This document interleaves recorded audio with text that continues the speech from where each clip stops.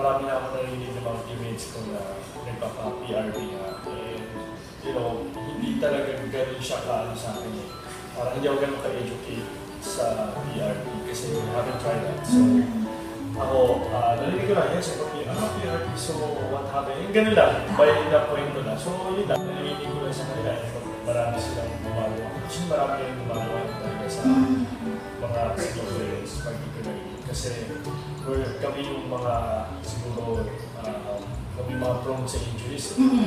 Especially sa schedule ng mga games natin, everyday practice and games. So, we're very prone talaga sa injuries. So, ay narinig ko siya kasi yung mga players na, you know, ayaw magpa-opera, na sabihin nila na they need to play right away. Kaya nung dinala ko dito, I'm very curious na at first nakatakot kasi may mga injections kasi.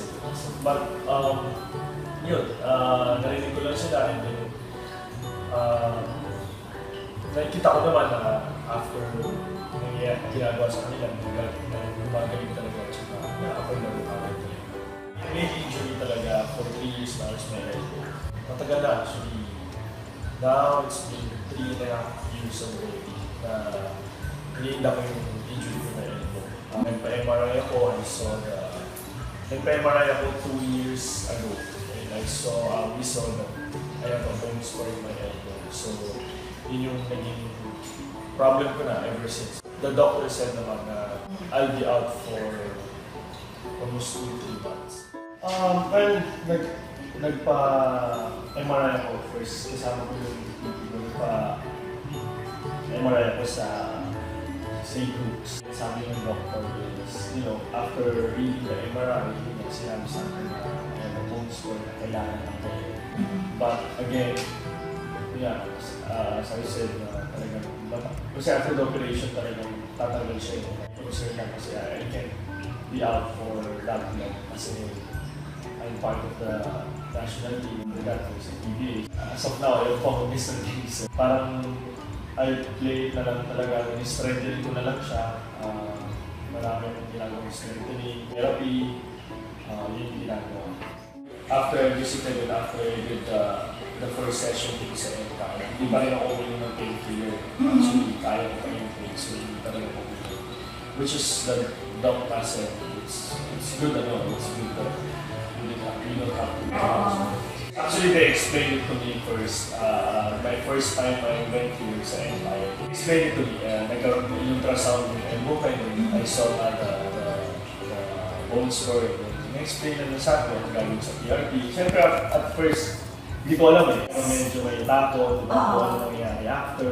Because this elbow is my shooting hand din eh. But, nagtanong-tanong ako, of course, sa mga teammates ko na na-experience na ng PRP. And they said, okay talaga yung PRP. But, hindi ko lang kasi alam kung ano yung difference between their PRP sa ginawa kong PRP dito. So, yun nga, after kaya tayo explain sa akin.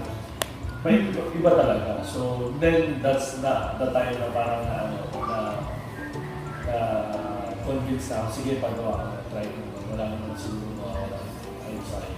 So far, sobrang actually, yung pain talaga, actually yung pain niya, sobrang wala siguro more than 50%. On the first session, kahit tamaan siya, of course, pag tinamaan siya may pain kasi mayroon pa rin konti na natirang bone spur. But hindi siya katulad before na pag tinatamaan as in totally pain talaga.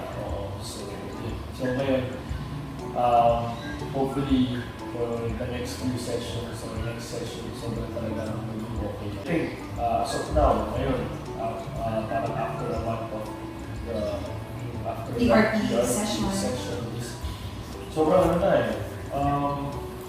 Alam ko talaga ng babae, I think it's almost 100% already or maybe 80.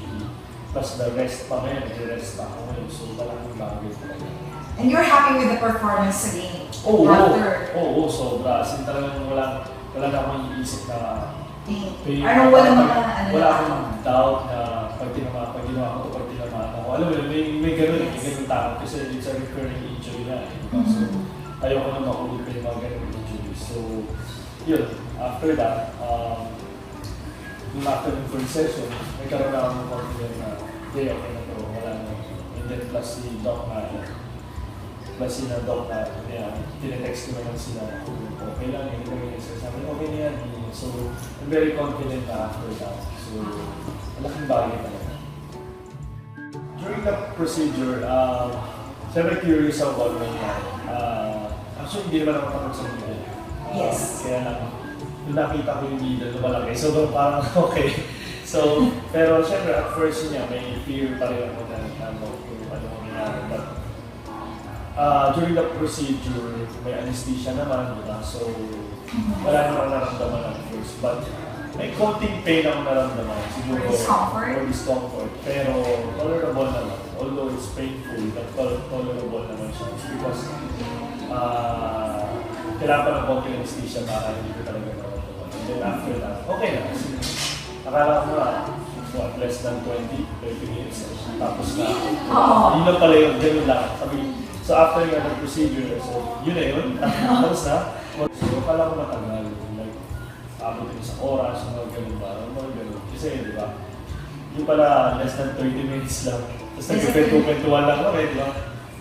Nagulat din ako, and then medyo natakot na talaga ako since my first time. But, during the procedure, no problem. May konting pain, of course, pero overall, during the procedure, wala naman. For the first couple of days, like, first 2 days actually, medyo mabigat yung pakiramdam. It's because of anesthesia siguro. I'm not sure, but I think pero normal movement ako eh. So, wala namang bawal, diba? So, the anesthesia na, talaga, mabigat yung feeling. But inside, kung saan talaga in-check yung sa PRP, wala naman. Rest lang talaga, but I can move my arm normally, but wala activity. So, not even exercise? No. Lifting, warm-up? no. For 2 days lang? Actually, sinagad ko na ng 4 days. 4 days. Sinagad ko na ng 4 days until matanggal yung bigat. Yung bigat na naramdaman ko. And then, after actually 3 days, tapos na yun. Then the 4th day, nag-practice na ako. How about your first day sa practice? Medyo naiilang ako. So naiilang ako. There's no pain. There's no pain. I can move my arm normally and everything. But there's this parang naninibago psychologically, medyo natatakot na snap.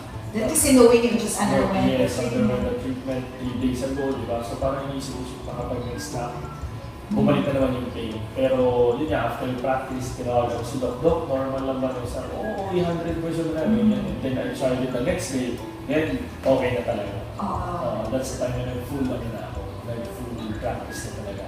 So sinabi ni Doc na you don't need a surgery anymore pag na-complete mo na yung mga sessions? Yes, yun yung namin. Yun yung explain nila sa akin na you don't need surgery. Just try it, diba? Yung example. So, kaya doon din ako na-convince kasi, imagine, compare 3 months to 3-4 days, diba?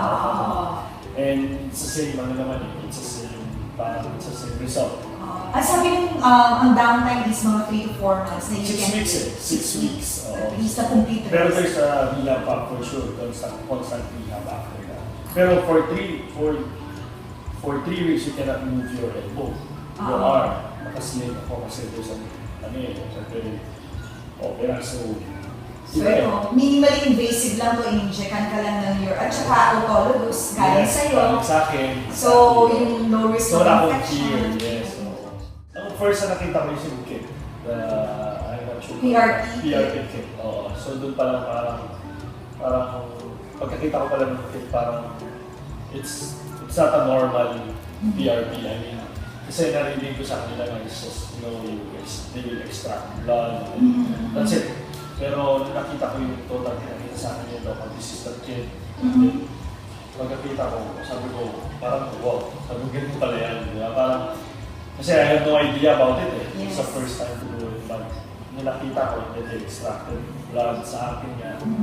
And then pinakita nila sa akin yung machine kung saan nila Harvest. O parang, yeah, the harvest o parang washing machine. Pero doon ko na... It's actually a centrifuge system. Yes, so yun explain nga sa akin nila Doc. Na parang yun yung pagkakaiba, yung machine na yun, yung pagkakaiba nila sa normal PRP. I think that's why they're, yun nga, sinabi sa akin, that's why they're very confident na gawin sa akin to. Kasi most of the people like in international, like in the US, like basketball players like Kobe Bryant, for example, had an injury recently sa... Who also underwent the same procedure. Same procedure, and Doc said, that machine, meron silang ganun kaparehas yung ginawa din sa US. So ako, that's why nung nakita ko yun, okay, so doon na talaga ako parang talaga na kampante na this procedure is different. This procedure is like, parang I will recommend for the, especially for my co-workers or basketball players actually. After that, sinama ko na nga yung PT namin, to show him how different this machine or procedure compared. Kasi sila yung nakakita madalas ng PRP. Yes. So, sabi niya, well, true enough, sabi naman ng PT namin, yes, iba yung ginagamit nila sa ginagamit ng normal PRP. So, doon, mas lalo ako parang hindi kang parang oo nga, sabi. So, yun. So, hopefully for the next sessions, maging okay na talaga. The moment I entered here, so talagang entertain na nila ako, and then sobrang accommodating, diba? Nasikasa talaga nila ako. Actually, nung nandun ako sa loob during the procedure, lahat yata sila nandun sa tabi ko lahat eh. So parang, alam mo yan, parang it feels like parang at home kahit first time ko lang nakarating, diba? Parang iba yung feeling na gano'n eh, kasi you're doing a procedure na, like for example, for my part, during the treatment. Yes, for my part, this is my first time, I have no idea kung mangyari after this procedure, diba? But since may nandun lahat ng mga, nurse, support to support me, and to parang give you moral support. Moral support, exactly. Moral support, and then para maging kampante ako na hindi, okay lang yan. Nandiyan sila lahat. So, I'm very, parang at home ako kagad. And then, yung fear ko nababawasan din, of course. Kasi nga, lahat very supportive. Hindi, okay yan talaga. Yes. So, overall, talagang, parang feels like home. Diba? Parang when you're, kasi iba yun eh. Iba yung feeling na gano'n like, for example, in the hospital naman, it feels like parang, siyempre, in the hospital, may nurse ka, pero iba yung feeling na nandun lahat to support you. Lalo na nung pagdating ko dito, mag-isa lang ako. Dito, yes, and your first time here at Center also. So parang naging sila yung support group ko while doing the procedure. So I'm very happy that, nandyan sila. And then, parang actually, sila, friendly rin, di ba? Yes. Very friendly. And going on your second session, there's no fear at all na kasi you know what to expect already, and... No more na. Kumbaga, this is my second. Gusto ko lang talaga, gusto ko 110% maging okay na lang talaga going to my next level of competition na gagawin next month. So, yun lang gusto ko. So, yung level of fear,